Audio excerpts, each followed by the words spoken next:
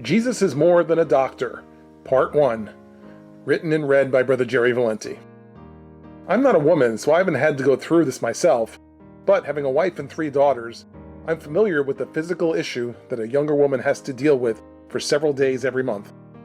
The bleeding associated with that time of the month is uncomfortable and inconvenient and typically lasts 3 to 5 days, and a few weeks later they get to do it all over again.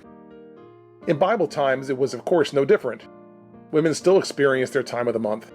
However, as an added burden, the law of Moses specified that if a woman's bleeding extended beyond the normal number of days, she would be considered unclean during that time and for 7 more days afterward, affecting her participation in society. Further, anyone who touched her, or touched anything she touched, would also be considered unclean, making the woman something of a pariah. See Leviticus 15:25-28 for the detail of this law.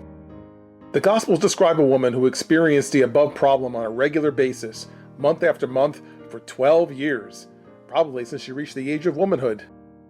Desperate to fix her problem, the woman spent all of her money on doctors and specialists, but to no avail. If anything, her condition got worse. Then one day, God intervenes on her behalf. The woman is among a large group of people greeting Jesus and his disciples as they return from the Gadarenes. She overhears the leader of the synagogue, a man named Jairus, ask Jesus to come to his house to heal his 12-year-old daughter who is near death. As the group begins to walk toward Jairus' house, the woman falls in behind, thinking, "If I may but touch his garment, I shall be whole." Matthew 9:21. The woman pushes her way through the crowd toward Jesus, touches the hem of his garment, and is immediately healed of her condition. It is such a high faith moment that not only does the woman know that she has been healed, but Jesus also senses that virtue, or healing power, has gone out of him.